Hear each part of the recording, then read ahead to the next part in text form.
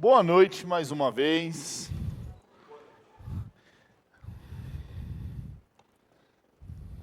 As crianças descendo. Vai aparecer para vocês aí um PowerPoint.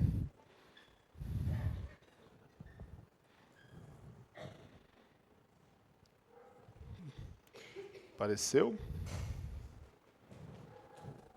Boa. Hoje nós, no capítulo 12, nós vamos ver então como viver de uma forma sobrenatural. Né?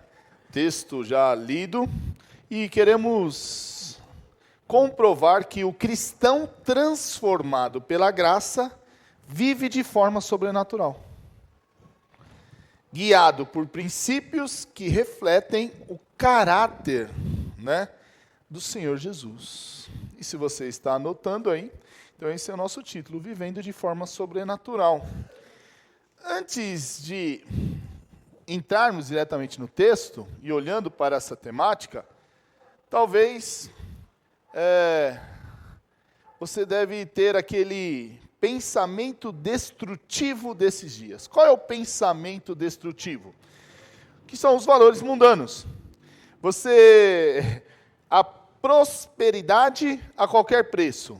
Ou seja, quando é que a sua vida é bem-sucedida? Quando você foi próspero, quando você conseguiu algo, que você tanto desejava. Talvez a paz a qualquer preço. A segurança, em primeiro lugar, acima de tudo. O amor àquela vida mansa. Fala a verdade, uma vida mansa não é boa? Quem não deseja uma vida mansa? Talvez você ainda esteja pensando que se eu fosse rico, se eu conseguisse enriquecer, então a vida seria boa. Pois bem, esses princípios, essa mentalidade, ela surge nesses dias e te provoca a ter uma vida disciplinada para ter isso. Se você quer ter prosperidade, se você quer ter paz, se você quer ter segurança, o que você almeja, você precisa ter um certo esforço, uma disciplina para essas ideias. E aí nós sacrificamos os desejos, sujeitamos o nosso corpo, nós fazemos de tudo para alcançar esses alvos. Não tem esforços, nós não medimos esforços para conquistar aquilo que é a nossa mentalidade, aquilo que nós temos como princípio. Contudo, para o cristão, os valores são diferentes, como está na tela. Para o cristão, a disciplina está condicionada à vontade de Deus. Isso significa que tudo em sua vida, seja físico, emocional, seja social, intelectual, espiritual, moral, tudo deve ser subordinado à vontade de Deus. Tudo deve ser apresentado ao Senhor, como nós estamos vendo até aqui, como um culto racional ao Senhor. Então, logo, uma vida cristã infrutífera, que não se sujeita à vontade de Deus, é um absurdo aos olhos cristãos.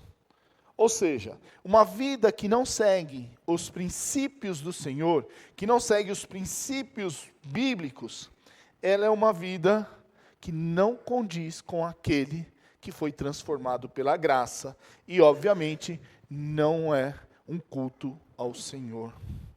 A vida cristã, ela deve ser vivida, então, com responsabilidade e com base nos princípios bíblicos. Não, como eu falei, na mentalidade de enriquecer a qualquer custo, a segurança, a paz, a qualquer preço, não. Mas pelos princípios do Senhor. Nós precisamos não apenas pregar Cristo, mas nós precisamos viver Cristo. Certa vez, um jovem me perguntou: como eu sei que eu sou crente? Como eu sei que eu sou cristão? Como posso saber se a minha decisão por Cristo Ela não foi apenas uma decisão emocional no momento de um culto. E a resposta foi bem simples. A única maneira de saber se realmente somos crentes, salvos, cristãos, é verificar se o nosso coração deseja servir, ser mais santo e viver de forma que testemunhe o Senhor Jesus. Esse é o jeito. Se você não tem o desejo de servir, não tem o desejo de ser mais santo, você não tem o desejo de testemunhar de Cristo, você não é cristão. Você não está enquadrado naquele que realmente foi salvo. Quem foi justificado com o poder, com o poder da graça do Senhor, ele apresenta seu corpo, como nós vimos, como sacrifício. Lembra? Um sacrifício vivo, santo e agradável. E ele, por causa disso, ele começa a servir com os seus dons. Ele começa a servir com aquilo, com a capacitação que o próprio Deus lhe deu. E ele encontra prazer nessa entrega. Em outras palavras, quem é salvo demonstra a sua salvação por meio de uma vida obediente, disciplinada e frutífera, sustentada pelo Espírito Santo. Obviamente, uma vida sobrenatural. Essa vida sobrenatural, ela consiste em conformar o seu exterior com aquilo que foi transformado no seu interior, que é o seu coração. Então você começa a mostrar uma vida, um testemunho digno do Senhor, porque você teve o seu coração, a sua vida transformada, purificada, que vive, que busca a santidade do Senhor. E aí o capítulo 12, ele nos mostra uma vida sobrenatural. E eu tentei fazer isso, tentar criar um gráfico para ficar bem claro, porque não é tão simples, né? Então, olha só, vamos ver se vai dar certo. Opa, desculpa, não tinha passado os valores. Vai aparecer para vocês aqui, então, a visão panorâmica de Romanos 12. Primeira coisa, vamos ver se vocês lembram. Versículo 1, você está com a sua Bíblia aberta em Romanos 12?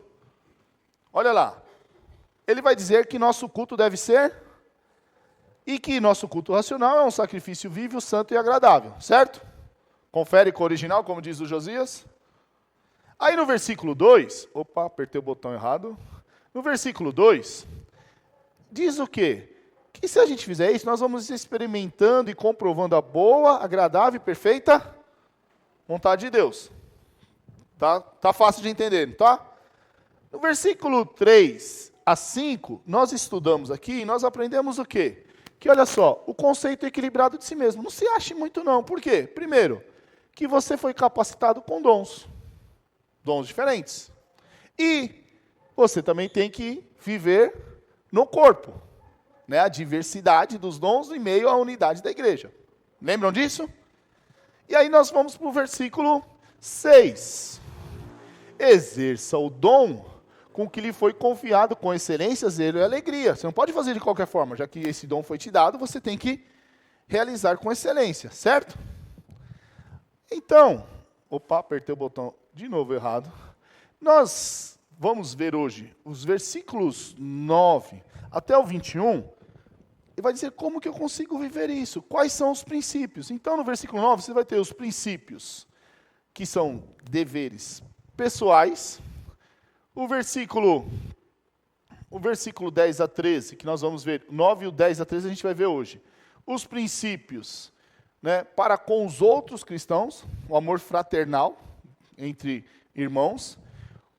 14 e 16, os princípios para com outras pessoas que não fazem parte da igreja. E depois você vai ter 17 a 21, os princípios, como eu devo viver com os inimigos, com aqueles que, de alguma forma, não querem o nosso bem. Então, aqui, olha só, se você viver o capítulo 12 todo, é uma forma de viver como? Um culto racional. Só que ele é sobrenatural. Por quê? sem a capacitação do Espírito Santo e da palavra de Deus, eu não sei qual é a vontade do Senhor. Logo, eu vou ter um conceito equivocado de quem eu sou, não vou exercer aquilo que Deus me capacitou para servir, e os princípios vão estar bem distantes da minha vida sobrenatural. Então, quando você olha para o capítulo 12, né, Paulo ele apresenta agora, a gente vai começar a ver uma lista de princípios para os seguidores de Jesus, e trata-se de uma vida que não se conforma com esse mundo, mas se renova pela palavra. Ficou claro o capítulo 12? Bem fácil de entender, não é? O que nós vamos fazer? Nós vamos olhar as duas categorias de princípios hoje. Nós vamos ver o 9 e o 10. Então, nós vamos ver isso aqui, ó. Princípios pessoais, relacionamentos com outros cristãos. Já que Romanos 9, ou 12, 9 a 21, nós temos uma lista de princípios, só que hoje a gente vai ver as duas categorias, dessas duas categorias, pessoais e com dentro da família. Tá fácil? Tá todo mundo comigo? Entenderam como funciona o capítulo 12? Fizemos aqui quase que um mapa mental do capítulo 12, fica fácil de entender. Tudo é o nosso culto racional, quando eu faço a vontade de Deus, entendendo aqui o que Deus me capacitou para fazer. Já que eu fui capacitado, eu consigo viver os princípios que nós vamos ver agora. E a primeira categoria, eu estou chamando de, isso tem que ser com você. Você mesmo já tem que ter isso para todos os outros relacionamentos, mas você tem que encarar isso como a sua mentalidade de vida. Não tem a mentalidade de vida? O importante é ter paz, eu vou enriquecer. A mentalidade do cristão deve ser essa aqui. E qual que é? O amor deve ser sincero, odeiem o que é mal, apegue-se o que é bom. Então, Paulo ele se utiliza dessa estrutura com três afirmações. Quando ele diz aqui, a primeira, esse amor deve ser sincero, né? Em algumas versões está sem hipocrisia, né? A maior virtude cristã é o amor altruísta, o doar. Na cultura grega, o amor, às vezes, ele era visto como uma falha, como um sinal de fraqueza. Para o cristão, ele é a marca de que você é crente. É a marca do que o Senhor colocou. Eu quero compartilhar com os irmãos, se você tiver com a sua Bíblia fácil aí, alguns textos que vão nos ajudar a entender isso. 1 João, capítulo 4, versículo 16. 1 João 4, 16. Felipe, você pode colocar para a gente? 1 João 4, 16. Eu estou usando a NVI, tá? Está escrito assim, ó. Assim conhecemos o amor que Deus tem por nós e confiamos nesse amor. Deus é amor. Todo aquele que permanece no amor, permanece em Deus. E Deus nele. Então, primeiro fato, a primeira questão é que Deus é amor. E Ele mostra que nós só estamos nele se mostramos essa característica dele, que Ele é amor. Ele vai dizer, então, que permanece no amor, permanece em Deus. E Deus nele. Se não tem amor, qual que é a ideia? Não tem esse relacionamento. Mas se você olhar, o próprio Senhor Jesus, ele resumiu, né, os mandamentos em poucos versículos, em duas categorias. Então, Mateus 22, 37 a 39. Felipe, Mateus 22, 37 a 39, diz assim: Respondeu Jesus: Ame o Senhor, o seu Deus, de todo o seu coração, de toda a sua alma, de todo o seu entendimento. Esse é o primeiro e o maior mandamento. E o segundo é semelhante a ele: ame o seu próximo como a si mesmo. Então, o Senhor Jesus está colocando que o amar está aqui resumindo toda a lei. O Senhor e o próximo.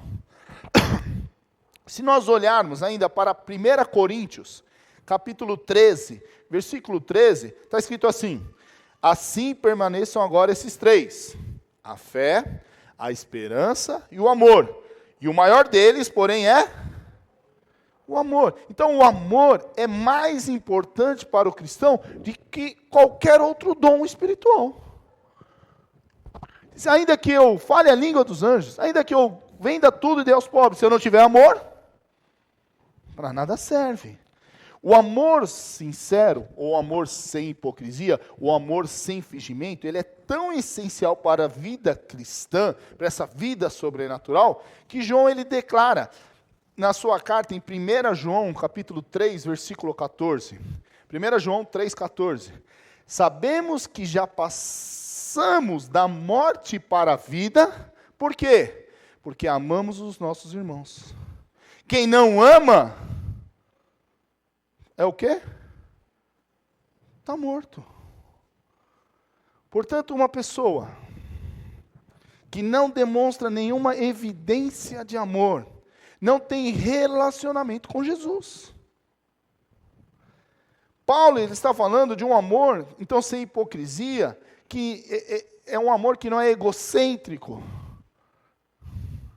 Um amor que realmente está preocupado.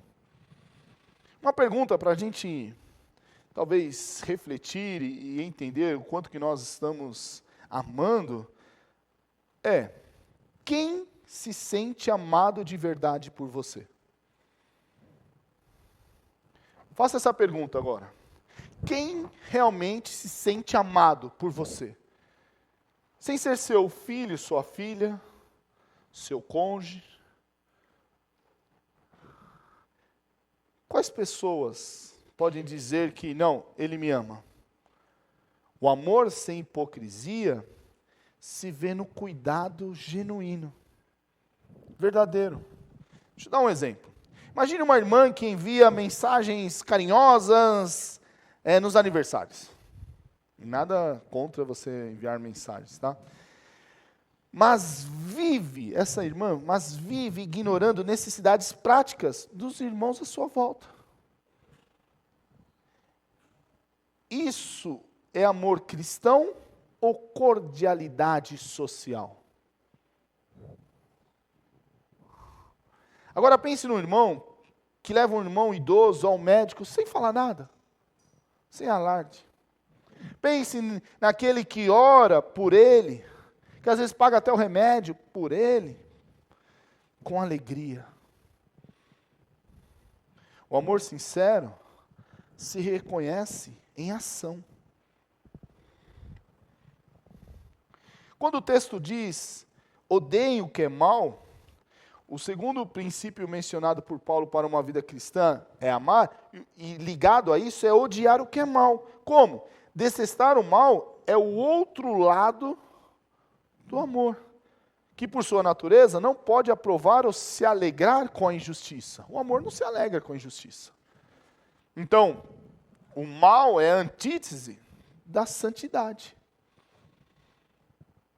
É a antítese da piedade.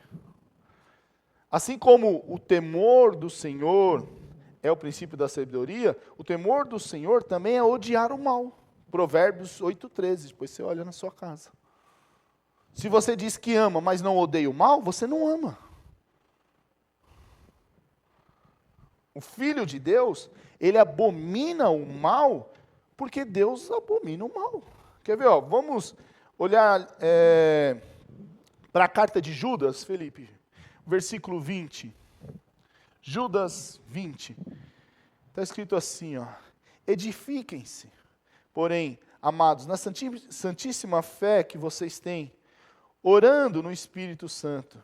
Mantenham-se no amor de Deus, enquanto esperam que a misericórdia de nosso Senhor Jesus Cristo os leve para a vida eterna. Tenham compaixão daqueles que duvidam, a outros salve, arrebatando-os do fogo, a outros ainda mostrem misericórdia com temor. E olha só agora, odiando até a roupa contaminada pela carne. Quando testemunhamos para os perdidos, temos de ter muito cuidado para que o nosso zelo por ganhá-los, não possa nos arrastar para o pecado. Para aquilo que a gente está levando libertação, ou trazendo uma palavra de libertação, aquilo que vai nos arrastar. vocês devem ter visto isso em hospitais, médicos, enfermeiros, quando eles estão ajudando, eles se dedicam a ajudar doentes, a trazer cura para o doente, mesmo com doenças, né, contagiosas ou mortais, mas eles tomam toda a precaução para quê? Para não serem contaminados, não serem infectados. Nós, como crentes, da mesma forma, devemos amar, mas tendo devido cuidado, odiando o que é mal. Salmo 1 nos ajuda. Ele diz assim: como é feliz aquele que não segue o conselho dos ímpios. Olha só, bem-aventurado aquele que não segue o conselho dos ímpios. Não imita a conduta dos pecadores, nem se assenta na roda dos zombadores. Ao contrário, a sua satisfação está na lei do Senhor, e nessa lei ele medita de dia e de noite. Então, amar a Deus é falar não para o mal. Não podemos flertar com o pecado e achar que nós não vamos cair nele. Não, eu tenho a cabeça feita. Principalmente o jovem, né, o jovem, ele confia muito na sua capacidade. Os mais idosos já não confiam mais na sua capacidade, né? Por quê? Porque eles sabem que isso é uma ilusão. Você confiar na sua própria capacidade é um perigo. Então ele está lá naquela roda na faculdade ou no trabalho. Não, eu não vou me misturar, eu não vou ser contaminado, eu não vou ser influenciado. Mentira. Não se engane.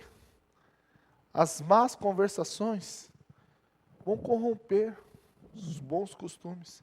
Então, vivemos num tempo em que tudo é tolerado. Já parou para isso? Não importa o que a pessoa faz, você tem que tolerar. É o tempo dele, Só uma coisa não pode ser tolerado: santidade. Se você falar que você está buscando ser uma vida santa, uma vida que tem disciplina porque você quer agradar a Deus, isso você é radical. Isso você é de outro mundo. Isso não é tolerado. Todas as outras coisas, tudo que é mal hoje pode ser tolerado. Tudo que é mal hoje, às vezes tem até nomes para ficar mais suave. O crente maduro, ele não brinca com o pecado. Então, meus queridos, não ria do que Deus reprova. Nem chame de fraqueza o que Ele chama de pecado. Se você sente prazer em novelas imorais, piadas sujas, conversas maliciosas, o que você tem que fazer? Pare, reflita, se arrependa. Odiar o mal também significa dizer não ao pecado, já na porta do coração, antes de entrar. Então diga não, seja para a pornografia, seja para o rancor, a amargura, seja para a mentira branca. Sabe aquela mentira branca? Qual é a mentira? Não faz mal para ninguém, é só para evitar muitos problemas. Odiar o mal é se prevenir dessas coisas. O texto ainda diz: odie o mal e apegue-se ao que é bom. A ideia da frase é de se agarrar ou ser colado àquilo que é bom. Paulo, ele nos dá uma pista, uma dica do que ele quer dizer com esse termo bom, como se expressa esse termo bom, lá aos irmãos em Filipe. Então, Filipenses 4:8, Felipe, por favor.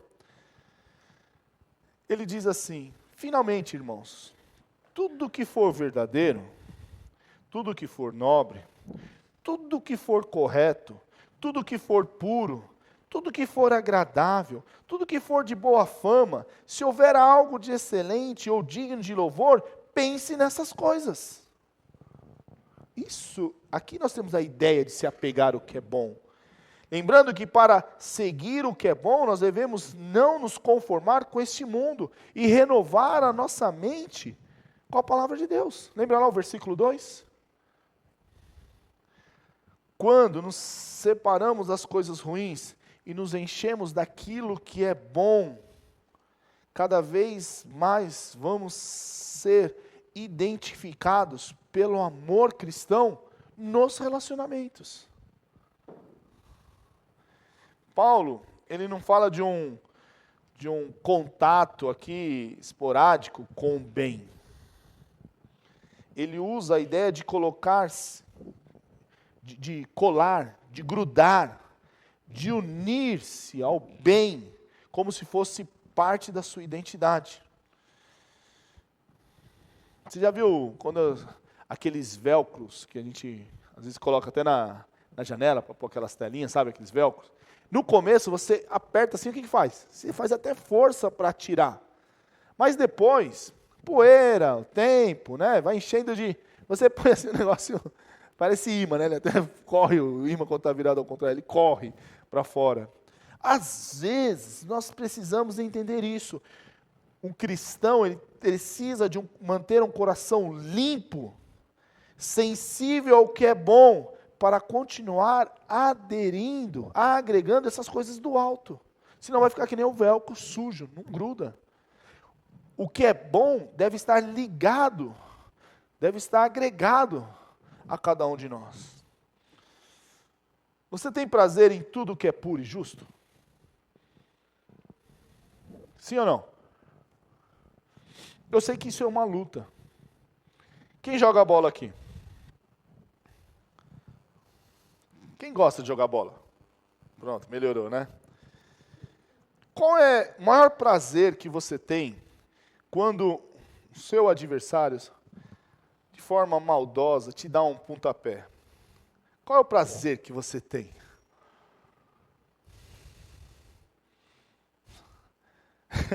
Osasco não, viu, Denis? Talvez é quando você consegue revidar, não é? Ou então de repente o cara te dá um chute aqui, daí na outra jogada você vai lá e põe o pé na frente, ele tropeça. Não é gostoso?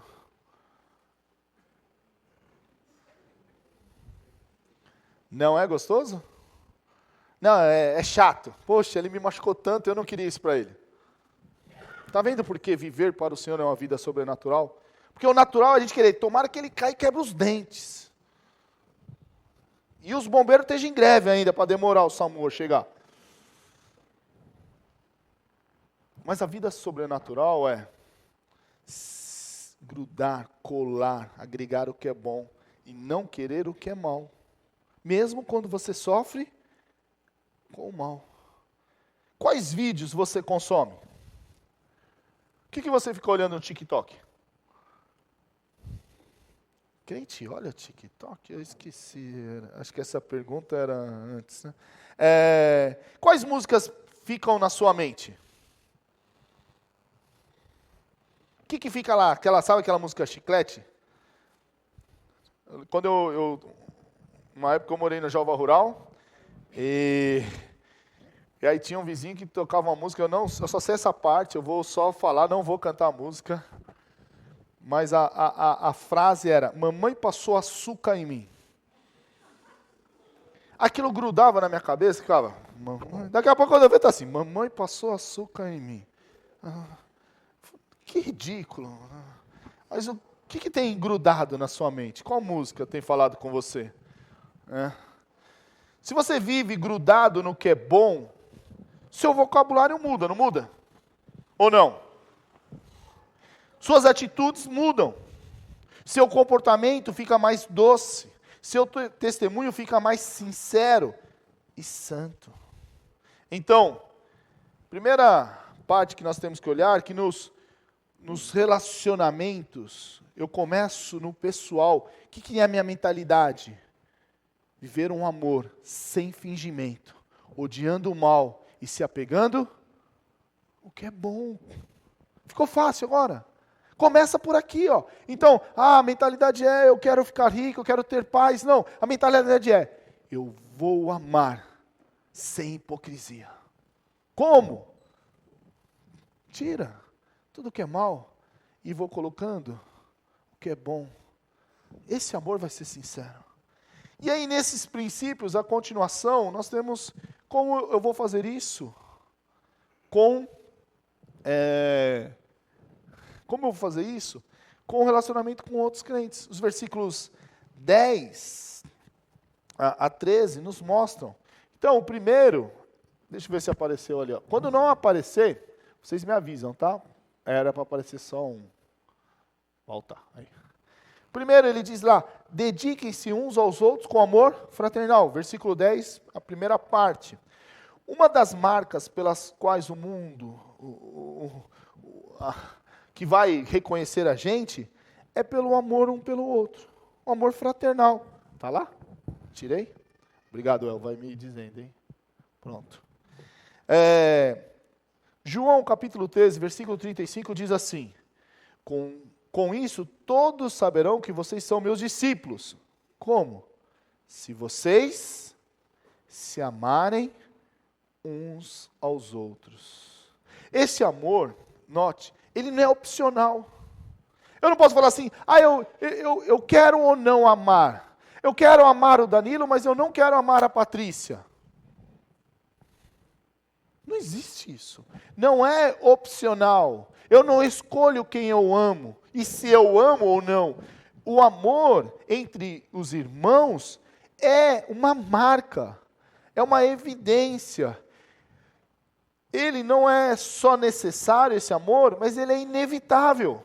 Não tem como eu querer não amar se eu sou do Senhor.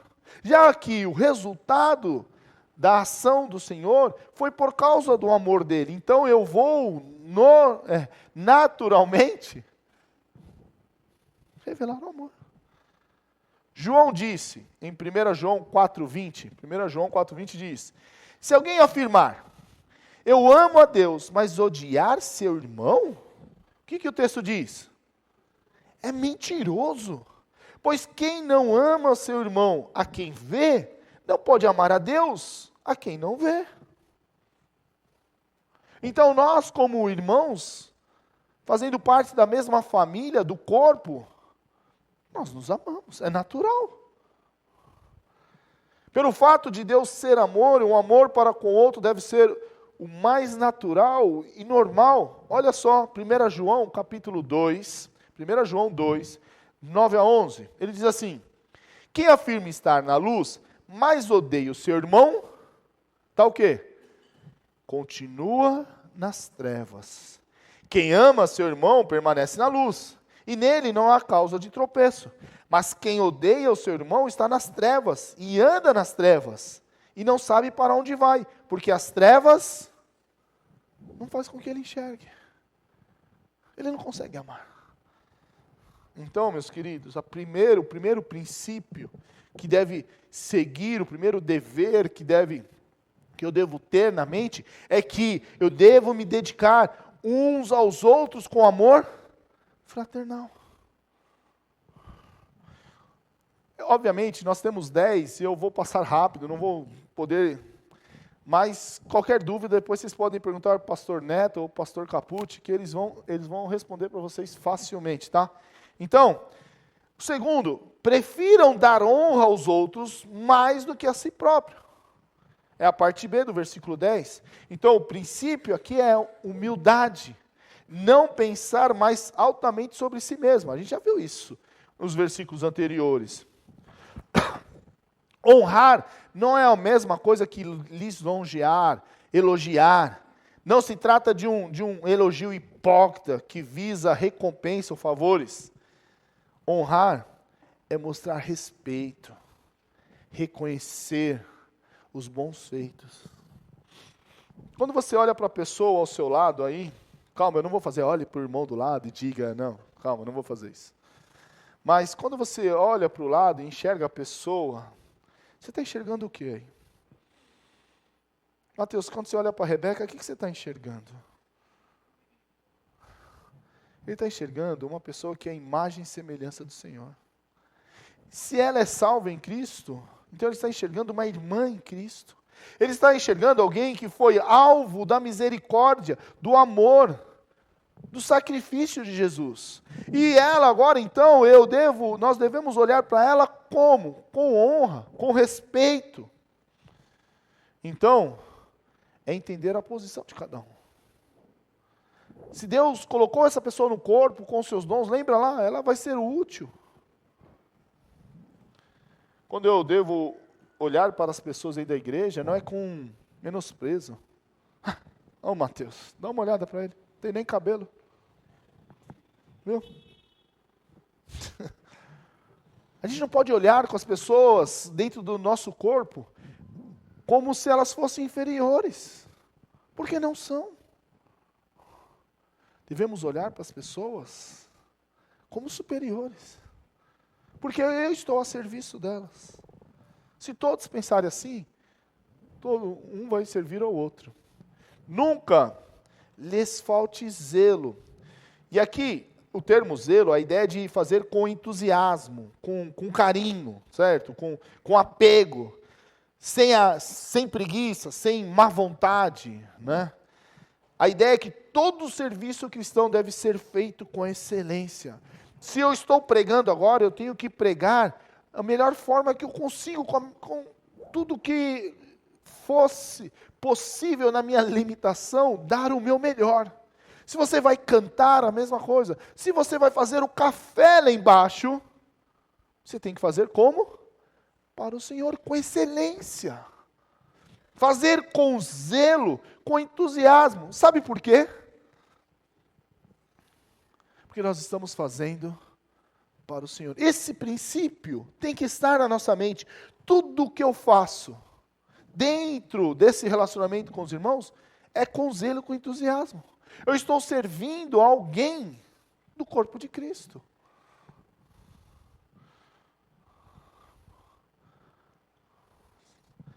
Sejam fervorosos no Espírito, versículo 11, parte B. A ideia não é de ser aquele superaquecido, né?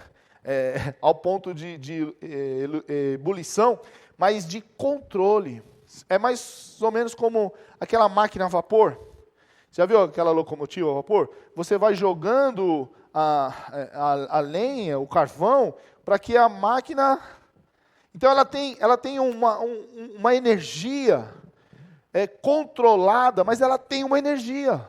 Essa energia é suficiente para realizar o trabalho. Então, um problema, às vezes, que nós encontramos na igreja é a falta de entusiasmo.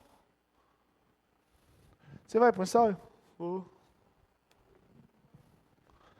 O pastor chega, cara, tem um serviço para você, cara. Ai, pastor. Agora você vê o pastor vai desviando, né? Ixi, lá vem. O cara já pula da escada lá, tal. Então, a maioria das pessoas poderiam fazer uma lista considerável dos seus fracassos, que foram simplesmente devido a uma indiferença, eu não quero chamar de falta de vontade, mas sabe, falta de entusiasmo, tudo bem? Falta de compromisso. Pense, meus irmãos, quando nós temos servindo ao Senhor, algo tem que estar mexendo com a gente. Não importa o que você está fazendo, o relacionamento nos traz esse fervor. Lembrando que esse fervor, ele requer determinação, tá? Não é mera boa intenção. Sirvam ao Senhor com fervor, que a gente já falou no Espírito. Servindo ao Senhor tem a ver com a perspectiva e prioridade. Tudo que fazemos, ele deve, antes de tudo, ser coerente com a palavra de Deus. Em segundo plano, ser verdadeiramente um serviço de adoração ao Senhor. Você vive para quê? Quais os seus planos? Qual o alvo que você tem? Qual o seu sentido de vida? A sua vida tem que ser para a glória de Deus, para o serviço do Senhor. Existem 3 palavras que Paulo, ultimamente, ele utiliza para serviço. Ele usa latreia, que é o serviço de culto, ênfase aqui no amor reverencial. Existe também a palavra diaconia, que é serviço prático. Mas a palavra que ele usa aqui é a mesma palavra para servos, didolos. Ele usa a palavra douleo, se minha pronúncia estiver correta. O serviço de um escravo. A ênfase está em fazer a vontade de seu mestre. E essa palavra que é utilizada por Paulo aqui, ela traz a ideia de que eu estou servindo ao Senhor. Então, quando eu estou no relacionamento com os irmãos, eu estou sempre a serviço de Deus, sempre em missão ao Senhor. Versículo 12, deixa eu ver aqui se apareceu. Alegre-se na esperança. Viver segundo as Escrituras, inevitavelmente, traz o quê? Traz oposição do mundo, e às vezes, dentro da igreja, com os próprios irmãos, conflitos, desentendimentos, acontece. Nem sempre no servir da casa de Deus será fácil. Uma palavra mal colocada, uma compreensão equivocada, então, acontece isso também. Podemos olhar para frente, lembrar de que o nosso trabalho no Senhor não é vão. Então eu devo estar sempre satisfeito, alegre naquilo que o Senhor me colocou para fazer. E aí então, nós temos, sejam pacientes. Não apareceu? Apareceu agora. Sejam pacientes na tribulação. Nós temos perfeita segurança em relação ao resultado final de nossas vidas. Somos capazes de presidir contra qualquer obstáculo e suportar qualquer sofrimento, porque nós sabemos qual é o nosso fim. Hoje, a pior coisa que pode acontecer com você é te levar à morte. Porque todas as outras coisas estão garantidas, que é a vida eterna com o Senhor. Então, nem a morte nos assusta mais. Então eu posso ter paciência em esperar esse momento de dor, de sofrimento, de perseguição, de tribulação. Por quê? Porque eu sei para onde eu vou. Perseverem na oração. A oração deve ser algo constante na vida do crente. E o termo paciente significa ser forte em direção a alguma coisa. Você está focado, você está olhando para aquilo. É essencial, então, que nós tenhamos uma vida de oração. A oração para o cristão, ela é tão essencial como a respiração é para a vida física. Você consegue ficar sem respirar? Você consegue encher os seus pulmões de ar para ficar 7 dias? A oração é a mesma coisa. Compartilhem o que vocês têm com os santos em suas necessidades. Versículo 13. Fluxo de uma vida sobrenatural, ele vai acontecer por ações. Satisfazer as necessidades dos irmãos de fé é mais satisfatório que a satisfação em algo para si mesmo. É melhor receber, é assim? Do que doar? O que a gente aprende? Melhor dar do que receber. Contribuir é traduzido muitas vezes com a ideia de comunhão, trazendo o sentido que parecia que envolve uma partilha mútua. Estamos todos juntos. Não podemos esquecer que não somos dono de nada desse mundo. Logo, somos apenas mordomos de Deus em tudo que foi oferecido. Me diz uma coisa, meu irmão, quando você nasceu, o que você trouxe para esse mundo? Dor de cabeça? O que você trouxe? A segunda pergunta é, quando você morrer, o que você vai levar?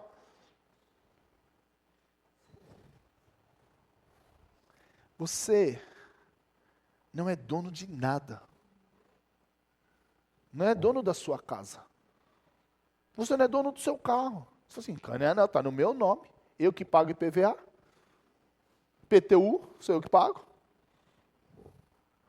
Sabemos disso. Você está administrando. Você está cuidando. Mas quem te deu foi o Senhor. Não caia no engano que você conseguiu todas as coisas sem a ação de Deus. Só por Deus que nós conseguimos. Por isso, somos chamados a utilizar tudo que está sobre a nossa responsabilidade, os nossos cuidados, a serviço dos santos de Deus. Lembre-se da parábola do bom samaritano. Ele usou, ele pagou, ele cuidou. Quem é o próximo? E Jesus fala, é o bom samaritano.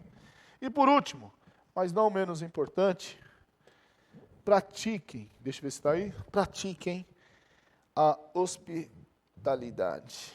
A ideia de procurar, aqui a ideia é procurar a oportunidade de ajudar. Sabe, você fica caçando alguma coisa para ajudar os outros? Temos o exemplo desse princípio em Lucas 14. Por favor, Felipe. Lucas 14, versículos 12 a 14. Está escrito assim. Então Jesus disse ao que tinha convidado. Quando você der um banquete ou jantar, não convide seus amigos, irmãos ou parentes, nem seus vizinhos ricos. Se o fizer, eles poderão também, por sua vez, convidá-lo. E assim você será recompensado. Mas quando der um banquete, convide os pobres, os aleijados, os mancos e os cegos. Feliz será você, porque esses não têm como retribuir. A sua recompensa virá na ressurreição dos justos. Ou seja, hospitalidade é procurar formas de ajudar as pessoas. Texto de 3 João, agora, Felipe. 3 João, capítulo 1, versículos 3 a 8, nos deixa bem claro. Muito me alegrei ao receber a visita de alguns irmãos que falaram a respeito de sua fidelidade, de como você continua andando na verdade. Não tenho alegria maior do que ouvir que os meus filhos estão andando na verdade. Amado, você é fiel no que está fazendo pelos irmãos, apesar de lhes serem desconhecidos. Ele nem conhecia, ele está ajudando. Eles falaram à igreja a respeito desse seu amor. Você fará bem se os encaminharem sua viagem de modo agradável a Deus, pois foi por causa do nome que eles saíram, sem receber ajuda alguma dos gentios. É, pois, nosso dever receber com hospitalidade a irmãos como esses, para que nos tornemos cooperadores em favor da verdade. Então, você vê João falando a Gaio aqui, o que ele deve fazer? Devemos olhar para hospitalidade como um privilégio e não como um peso ou desconforto. O que eu posso fazer para ajudar os irmãos, para que a obra continue? Enfim, meus queridos, uma fé verdadeira, ela se expressa nos relacionamentos da igreja por meio do amor prático, não hipócrita. Uma humildade sincera, então. Um serviço perseverante.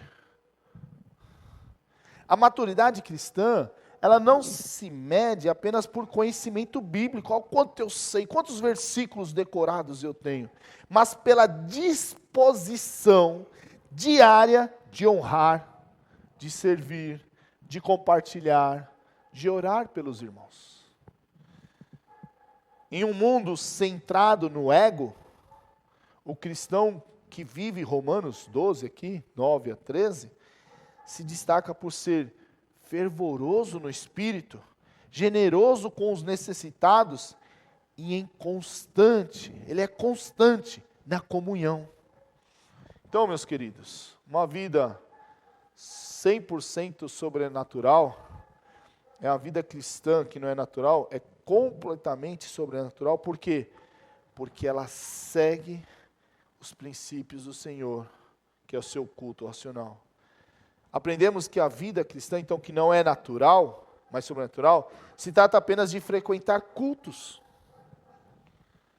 ou de conhecer doutrinas corretas, mas de viver uma transformação visível e prática, que alcança o seu coração, que alcança o íntimo do coração, que transborda nos relacionamentos marcados por um amor sincero, pelo zelo. A nova vida que recebemos em Cristo nos chama então a odiar o mal com firmeza, nos apegar ao que é bom e servir os santos com dedicação. E isso não é um peso, mas um privilégio. É viver com quem já foi alcançado pela graça, Uma graça que muda não só o destino, mas também o caráter, as prioridades. Então eu faço a perguntinha. Deixa eu ver se apareceu. Apareceu. Se todos vivessem como você, estariam mais perto ou mais longe de Jesus? Faça essa avaliação. Se todas as pessoas agora seguissem o seu padrão,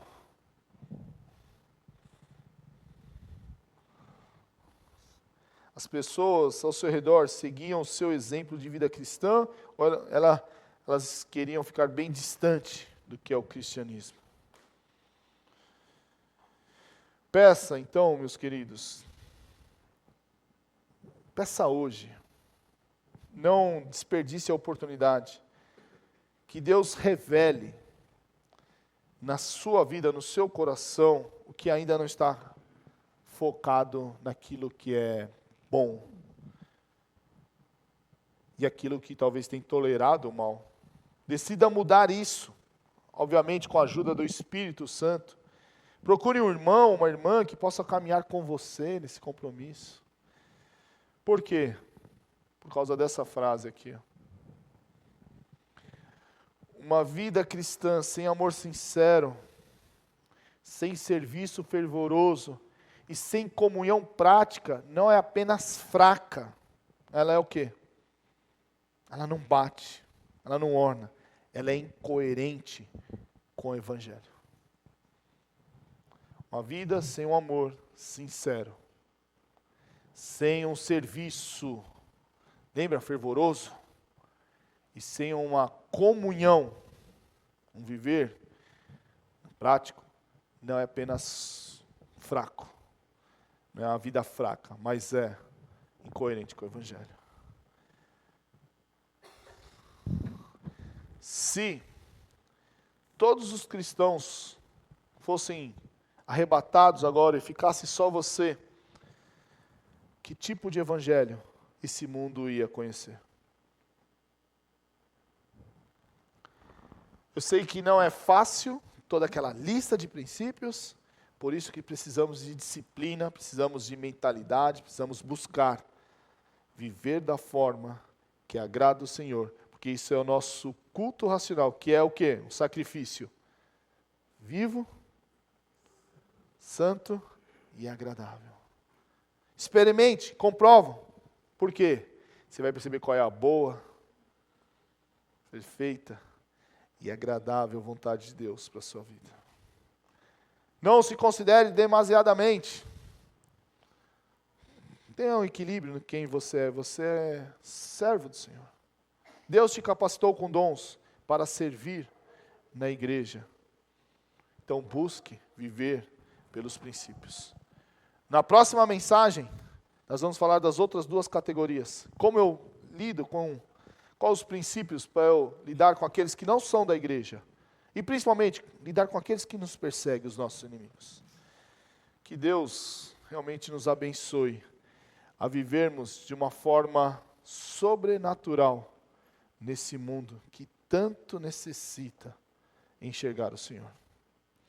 Senhor nosso Deus, queremos, ó Pai, te agradecer pela sua bondade e sua misericórdia, porque um dia o seu grande amor chegou até nós, nos trouxe, Senhor, salvação, nos justificou e Senhor, nos trouxe para o seu povo. Como família, agora, Senhor, devemos amar, que é a marca, Senhor, a evidência de que pertencemos a Ti, que temos um relacionamento com o Senhor. Então, ó Deus, nos dê condições de amar sem hipocrisia,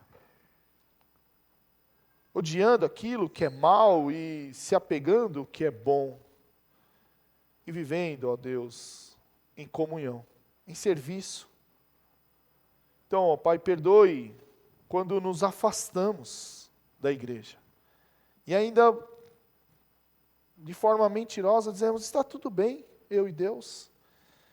Não tem como estar bem se eu não tenho o prazer de estar, Senhor, em comunhão. Então, nos ajude, ó Pai, a enxergar essa verdade, a entender essa realidade e vivermos, então, de forma sobrenatural, doando, Senhor, que isso é o amor, e não tendo uma vida religiosa, egoísta, buscando tirar proveito daquilo que o Senhor oferece ou daquilo que o Senhor promete. Nos dê, Senhor, um entendimento e um coração disposto a viver para Ti, em adoração, em todas as coisas, tendo esse, Senhor, sendo o nosso culto racional. Obrigado, ó Pai, por cada irmão que o Senhor trouxe aqui, cada pessoa que o Senhor trouxe nesse auditório. Que a reflexão seja a quem eu pertenço e como tem sido a minha vida, o meu culto ao Senhor. Que a minha vida é uma mentalidade olhando, Senhor, os princípios desse mundo ou os princípios do Senhor. Então, rogamos que o Seu Santo Espírito esteja trabalhando em todos nós para buscarmos viver para o Senhor. Em nome de Jesus. Amém.